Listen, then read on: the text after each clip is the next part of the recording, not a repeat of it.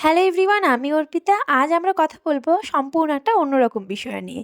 সবসময় তো আমি তোমাদের সাথে মেকআপের কোনো না কোনো টিপস বা মেকআপ সম্পর্কে কোনো না কোনো ভিডিও শেয়ার করতেই থাকি। কিন্তু আজ আমার ইচ্ছে হলো একটা বাস্তব কয়েকটা কথা তোমাদের সাথে শেয়ার করব, আর তার সাথে এই সুন্দর খাবারের ভিডিওটা তোমাদেরকে দেখাবো। বর্তমান যুগে আমাদের সমাজ কিন্তু বড়ই কঠিন, বিশেষ করে মেয়েদের জন্য।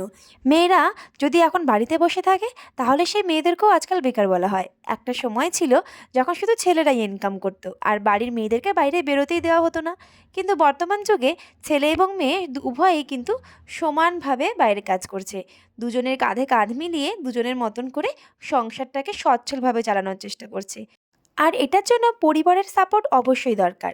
তাই প্রত্যেকটা মেয়েকে সেলফ ডিপেন্ডেন্ট হতে সাহায্য করে তার মা বাবা এবং বাড়ির আরও অন্যান্য পরিজনরা।